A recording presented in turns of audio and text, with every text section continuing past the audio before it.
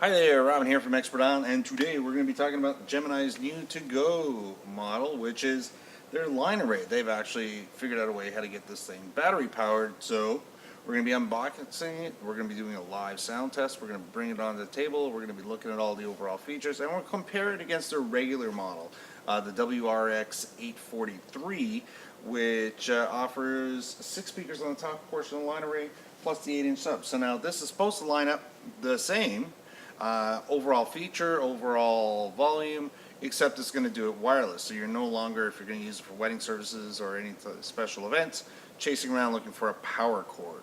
So from this point, we're going to go give it a sound test and see what we get, and then we'll cover all the features.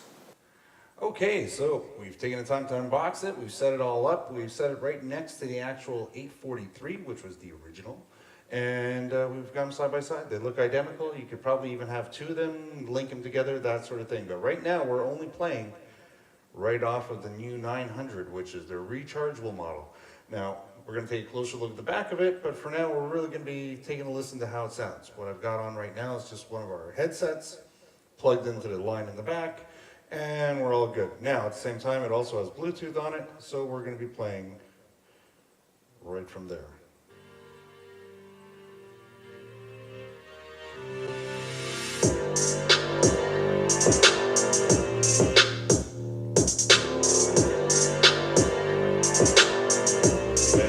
Have both of them going all at the same time.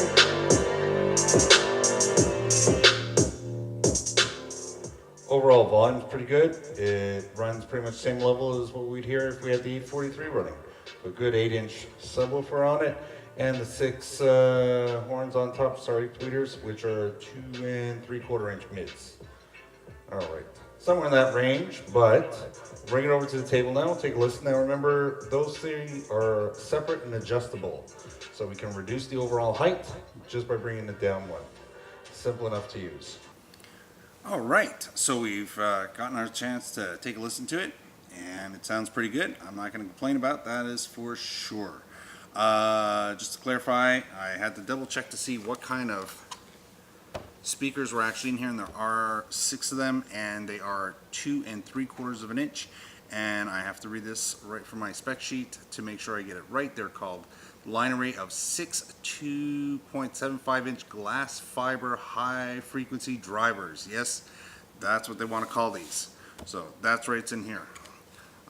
Honestly, they look very similar to what was in the 843.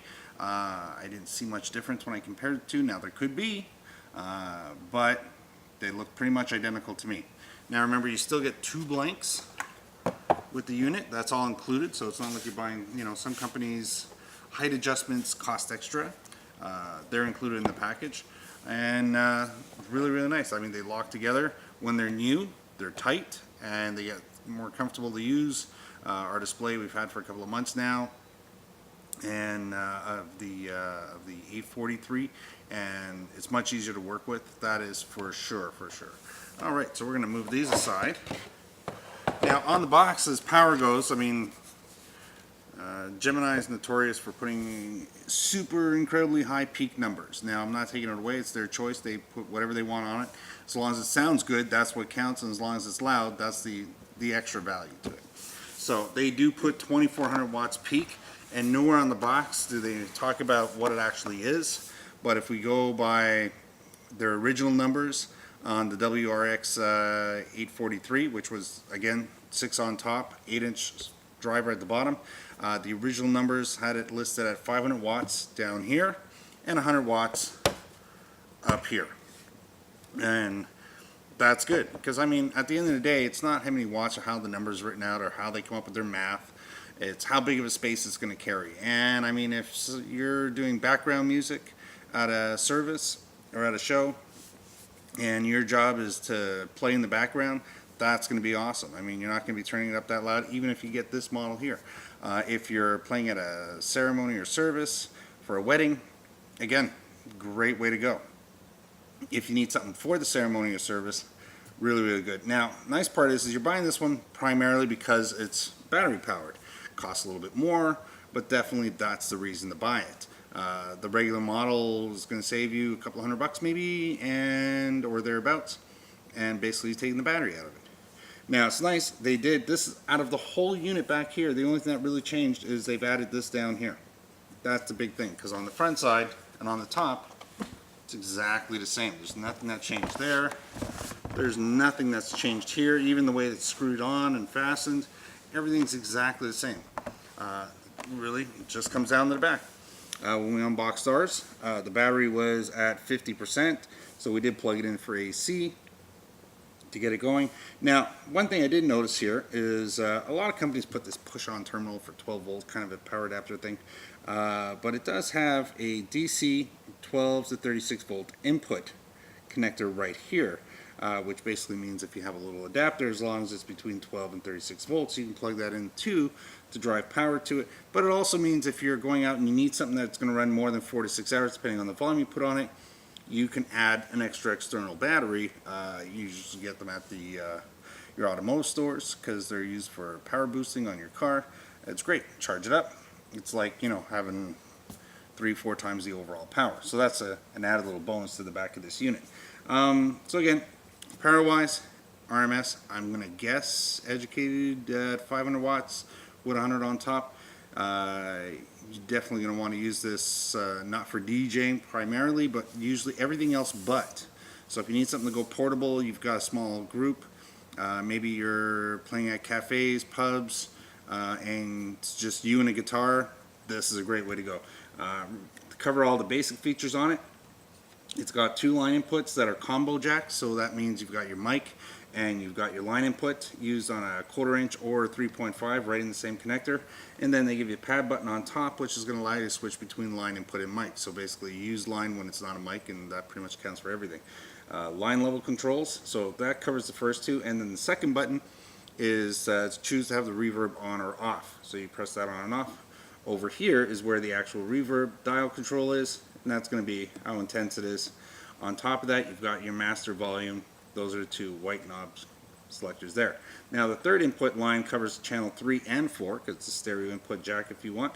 It has the Bluetooth function that you just push to pair, and it also has RCA's, and hiding just above that is a 3.5 jack, so they even give you that. So it doesn't matter what cable you have, it's going to work on the back of this unit.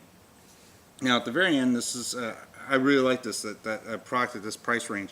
They put a DSP, so you get a music, live, a hi-fi, and a speech mode, so you can dial it in just the way you want. Icing on the cake, you know, and this doesn't have to do with this, but you can really buy in an affordable price range really good UHF body packs with battery operated receivers which plug right in here. So that's what we use here.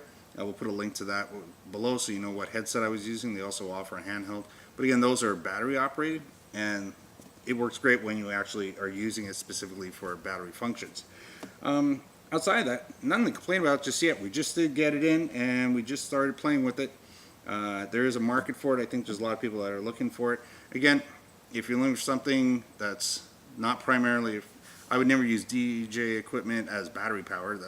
So pretty much everybody who's looking for an option like this is probably going to be very happy. I mean, when you drop it all down, it fits inside any car because that's all you have to deal with. I mean, that's as simple as that. Easy to carry, weighs roughly about 20 pounds.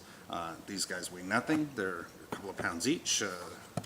This is the heaviest one at about maybe 7 pounds. So there we go. That pretty much covers it all for this speaker here. You can link them. I did forget to mention that. So you can link them both together.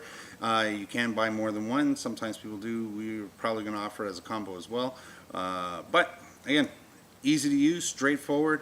Anytime you're looking at having anything that you can't plug into the wall for electricity, this is probably a really, really good option. My name is Robin. You've been watching Expert Island. We've been talking about the WRX-900TOGO. If you got any questions or comments, leave them down below. If you liked the video, please give us a thumbs up. And if you subscribe, thank you very much. And if you have not, take a second and hit that button. Bye now.